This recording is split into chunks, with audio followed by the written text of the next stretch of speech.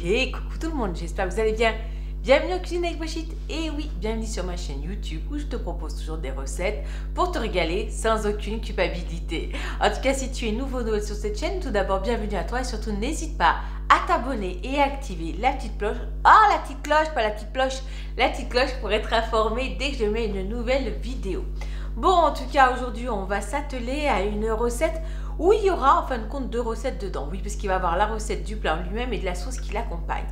Oui, parce que je sais qu'il y en a pas mal qui galèrent, qui disent oui, mais les sauces, c'est calorique. Donc là, je vais vous montrer comment on va faire une sauce très légère, mais très goûtue. Et surtout, on va se faire un plat que j'adore. En temps normal, voilà, les quenelles, c'est bon, mais c'est calorique. Donc, on va essayer d'alléger tout ça en faisant un mix entre la ballotine de volaille et le gnocchi de pommes de terre. On devrait arriver à un compromis qui sera pas trop mal. Et puis, on va pouvoir napper ça avec notre sauce chasseur, d'où la recette de la sauce qui va être très légère. Tu vas voir avec des petits champignons, des carottes, des petites olives. On va être pas mal du tout. Bon, allez, mets ton beau tablier. Moi, j'ai mis celui avec la licorne. Ouh, il est beau celui-ci. Et puis, rejoins-moi en cuisine. Je te mets la liste des ingrédients. Et hop. Et puis, on va commencer par corvée de patates. À tout de suite.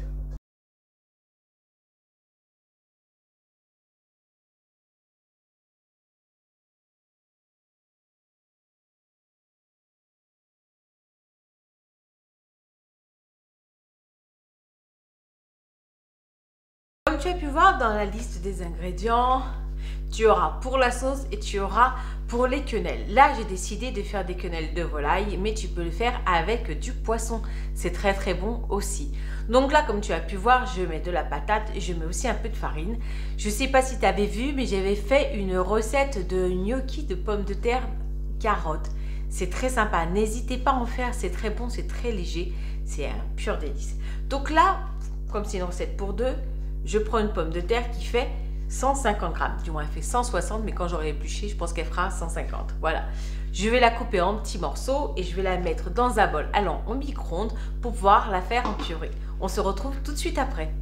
Voilà, là j'ai coupé ma pomme de terre. Je vais la mettre au micro-ondes pendant 4 bonnes minutes, histoire de pouvoir la réduire en purée.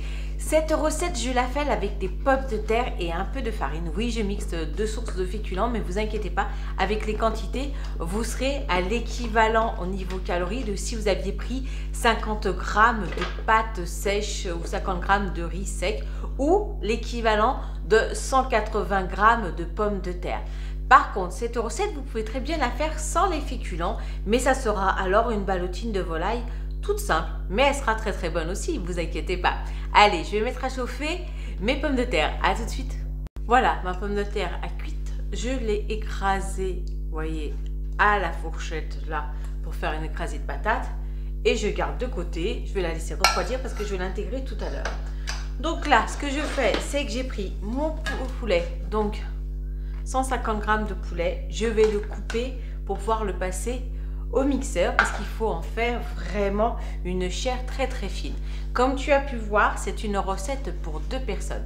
Je mets 150 grammes de poulet tout simplement parce que comme après je rajoute un œuf, c'est pour qu'on soit bien au niveau des protéines pour deux personnes. Donc je rajoute un œuf entier, c'est-à-dire blanc et jaune, et je rajoute un blanc d'œuf. Donc ça va être assez riche au niveau protéines, donc il n'y a pas de souci. Voilà, donc là ce que je fais, c'est que je coupe mon poulet, je vais le passer au robot mixeur et on se retrouve tout de suite après. À tout de suite. Donc là, j'ai commencé à mixer mon poulet, mais vous avez vu, la farce est trop épaisse. En fait, ce qu'on veut, c'est une farce fine. Pour faire une farce fine, il va falloir rajouter de la crème. Pour ma part, vu qu'on est dans le léger, je prends une crème à 4% de matière grasse. Et je vais mettre des cuillères à soupe. Au départ, 4 cuillères à soupe de crème à 4% de matière grasse dans ma préparation. Et je vais remixer tout ça, tout simplement pour obtenir une farce fine. Voilà, je commence déjà avec 4 cuillères à soupe. Comme ça, si elle est suffisamment fine, je n'aurai pas à en rajouter. Voilà, on se retrouve tout de suite après. Alors là, je l'ai mixé avec les 4 cuillères à soupe et c'est encore un peu trop épais, vous voyez. Alors vous allez dire, mais pourquoi avec quelque chose d'aussi liquide? Parce que comme on va mettre les blancs en neige, il faut que ça puisse se lever et gonfler. Donc il faut pour ça que ça soit relativement léger. Donc il faut que ça soit très fin. Donc là, c'est pas grave, on va rajouter notre 4 autres cuillères. Voilà. Hop. On rajoute nos 4 cuillères supplémentaires. Donc là, je vous rappelle que c'est une recette pour 2 personnes. Donc les 8 cuillères à soupe de crème à 4% que je viens de mettre là. N'oubliez pas que ça vous en fait donc que 4 par personne. Et c'est l'équivalent d'une cuillère à café d'huile. C'est l'équivalent de 5 ml d'huile. Donc voilà, comme on ne va pas utiliser d'autres matières grasses dans la recette, on est tranquille. On peut en mettre dans notre farce. Je vais continuer à mixer et on se retrouve tout de suite après. Voilà, vous voyez là, j'ai une farce beaucoup plus liquide. Oh, je ne sais pas si vous voyez. Voilà, comme ça vous verrez peut-être mieux. Donc c'est vraiment cette consistance qu'il faut avoir pour que ça puisse se lever, que vos quenelles soient bien soufflées. Bon, tout ça, on va le réserver dans un bol et puis on va s'occuper de monter notre blanc en neige. Allez, à tout de suite. Alors là, j'ai débarrassé ma farce fine. Je viens d'y rajouter mon œuf entier. Voilà. J'ai monté mon blanc en neige. Là, ce qu'on va faire, c'est que dans ma farce fine avec mon œuf, je vais assaisonner, je vais y mettre du sel et du poivre. Vous pouvez, si vous le souhaitez, rajouter de la muscade dedans, c'est pas mal aussi. Ou si vous voulez remplacer le sel par un bouillon de volaille, c'est pas mal non plus. J'assaisonne ça et on se retrouve tout de suite après. Maintenant que j'ai assaisonné, je vais y rajouter ma pomme de terre que j'avais donc pré-écrasée à la fourchette. Et je vais y rajouter ma farine. Alors, mes 30 g de farine. Oui, je regarde mes notes. Je rajoute ma farine. Et on va passer tout ça au bras plongeant pour pouvoir bien mélanger et obtenir quelque chose de vraiment très très souple et d'assez fin parce qu'on doit y intégrer nos blancs en neige. Donc, on va bien mélanger. Moi, je commence, vous voyez déjà, à la cuillère. Et je vais finir tout ça au bras plongeant pour être sûr d'avoir une purée très très fine, du moins une pâte très très fine. Et je pourrai y intégrer comme ça progressivement mes blancs en neige pour obtenir de jolies petites quenelles qui vont bien souffler. Allez, à tout de suite. Donc là, j'avais tout passé au bras plongeant, ce qui fait que j'ai un mélange qui est assez homogène. J'ai mes blancs en neige. Donc ce que je vais faire, c'est que je vais intégrer mon blanc en neige dans mon mélange. Et je vais essayer de ne pas trop casser mes blancs quand je vais mélanger. Donc j'y vais très délicatement. Vous voyez, je vais intégrer mes blancs délicatement dans mon mélange, histoire de le rendre bien aérien. Voilà, donc vous intégrez progressivement vos blancs en essayant de ne pas les casser. Voilà, on y va doucement et on les intègre progressivement. Voilà, je vais intégrer tous mes blancs et on se retrouve tout de suite après pour pouvoir faire nos petits boudins de quenelle. À tout de suite. Alors là, j'ai intégré tout mon blanc d'œuf dans ma farce fine. Je viens d'étaler sur mon plan de travail une feuille de papier cellophane. Je vais prendre un petit peu de farce fine que je vais mettre sur le papier cellophane. Alors par quenelle, je vais essayer de mettre 1, 2, 3 cuillères à café de farce. Voilà, pour faire des quenelles à peu près. Vous voyez. Ensuite, il va falloir faire un boudin avec ça. Donc, on va rouler. Vous voyez, comme ça. Je vous fais plus les images que je dirais que les explications parce que c'est plus parlant. Voilà. On replie, on essaye d'avoir des quenelles qui aient une jolie forme. Hein, et on roule toujours délicatement. Voilà. Ces petits boudins là, on va les cuire à l'eau au bain-marie et ça va nous faire de jolies petites quenelles. Vous voyez? Et puis maintenant, il ne me reste plus qu'à tout faire. Allez, on se retrouve une fois que j'ai tout fini. Voilà, j'ai roulé tous mes petits boudins. Je viens de disposer dans une casserole. Comme vous pouvez en voir, il y en a 8, donc ça m'en fera 4 par personne. Je vais rajouter de l'eau pour recouvrir bien tous mes petits boudins. Et on va mettre ça sur le feu tranquillement pendant 10 minutes. On se retrouve après pour quand je vais les démouler. À tout de suite. Là, pendant que mes petites quenelles sont en train de cuire dans leur petit papier cellophane, on va s'occuper de notre sauce chasseur. Donc on va prendre une carotte qu'on va éplucher et couper en tout petits dés. On va bien sûr émincer aussi quelques champignons. Vous allez voir, on va faire une sorte de bouillon de volaille avec nos légumes. Et ce bouillon, on va l'épaissir pour faire une sauce chasseur, mais on va l'épaissir avec de la maïzena. Et oui, c'est ça le petit secret pour toutes ces sauces. Je ne sais pas si vous connaissez, mais au rayon des supermarchés, vous trouvez souvent des sauces déshydratées. Vous savez, sauce chasseur, sauce à l'échalote. Ça n'est ni plus ni moins que des bouillons de volaille avec d'épaississant. Donc nous, on refait la même chose, sauf qu'on va contrôler parce qu'on va prendre des bouillons de volaille dégraissés, qu'on ne va pas rajouter du sel et des exhausteurs de goût comme pas possible. On va y mettre des vrais légumes dedans, on va y mettre la carotte, les champignons. Moi, pour ma part, je vais y mettre quelques petites olives vertes dedans. Voilà, donc ça va être tout simple. Vous allez voir là, je vais la faire en mettant de l'eau, mais vous pouvez bien sûr, si vous voulez, y mettre un peu de vin blanc, auquel cas il ne faudra pas prendre de fruits lors de votre repas parce que le vin équivaut à un fruit. Voilà, mais vous pouvez le faire, elle sera encore plus goûtue. Bon, c'est pas tout, il va falloir que j'épluche mes légumes. À tout de suite. Alors, j'ai préparé mes légumes pour mon bouillon. Donc, j'ai utilisé que la moitié de ma carotte que j'ai coupée en tout petits dés. J'ai émincé aussi 4 champignons de Paris et 6 petites olives vertes dénoyautées. Maintenant, je vais m'attaquer à l'échalote que je vais ciseler finement. Je vais la faire revenir dans une casserole anti-adhésive. Je vais pouvoir ensuite y rajouter mes champignons, mes carottes, mes olives et mouiller tout ça avec mon bouillon de volaille dégraissé. On se retrouve au niveau du feu. À tout de suite. Donc là, mes quenelles ont fini de cuire. Je vais les laisser refroidir gentiment le temps de préparer ma sauce, mais elles sont très légères. Donc là, elles sont encore très chaudes, donc ça serait plus pénible qu'autre chose d'essayer de les démouler. Donc on les laisse refroidir le temps de préparer notre sauce. Moi, j'ai émincé mon échalote. Je vous amène de l'autre côté. J'ai récupéré ma casserole, vu que je ne l'avais pas salie. Je fais des économies comme ça. Je vais y mettre mon échalote et puis on se retrouve aux côtés du feu. À tout de suite.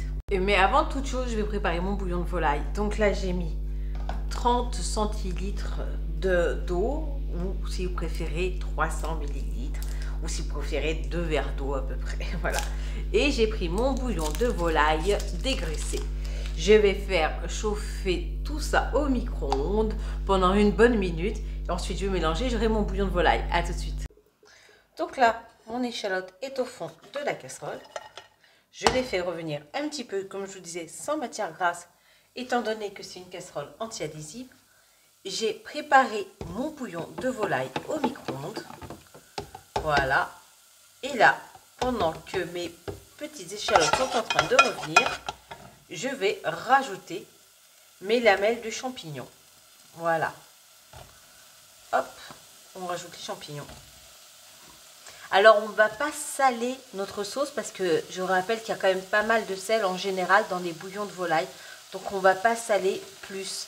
Par contre, si vous voulez rajouter une petite branche de thym ou une feuille de laurier pour donner du goût, n'hésitez surtout pas. Ça peut être très sympa. Vous pouvez y rajouter de l'ail aussi si vous aimez. Voilà. Donc là, je viens de rajouter mes champignons. Je vais y rajouter mes petits dés de carottes. Voilà. Je vais mouiller avec mon bouillon de volaille. Je vais y rajouter mes olives vertes. Voilà. Et là, je vais avoir le fond pour ma sauce.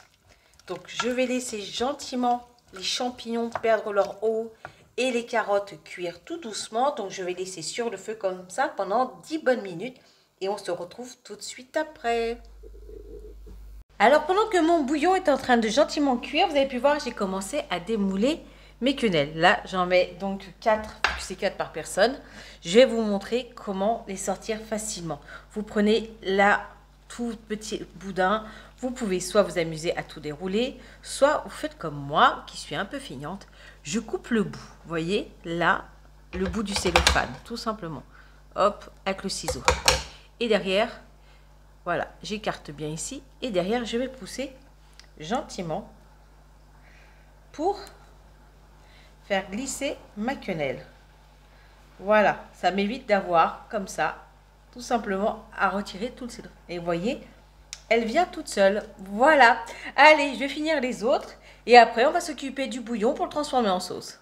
Alors, au final, je les ai mis dans d'autres petits plats. Comme ça, se sentent moins écartés. Moins seuls. Vous avez vu, donc dans des petits plats, j'ai mes 4 quenelles. J'ai mon bouillon auquel j'avais rajouté une feuille de laurier. Donc, je retire ma feuille de laurier. Comme je vous disais, si vous avez du thym, du laurier, c'est impeccable. Donc là, moi, mes champignons ont rendu plein d'eau. Donc, ça me fait un bouillon bien liquide. Si jamais vous n'avez vos champignons qui n'ont pas rendu assez d'eau, rajoutez un verre d'eau, hein, c'est pas un souci. Là, j'ai mes 10 grammes de maïzena. Je vais prendre un peu de mon bouillon pour délayer ma maïzena, tout simplement. Donc, je vais, avec ma louche, prendre un peu de bouillon. Voilà. Je mets dans mon petit bol avec ma maïzena. On va délayer. Voilà. Au-dessus de la casserole, comme ça évite si jamais ça coule. Vous voyez, j'ai bien fait. Hop. On va ensuite mélanger tout ça et verser ça dans sur nos quenelles. Voilà.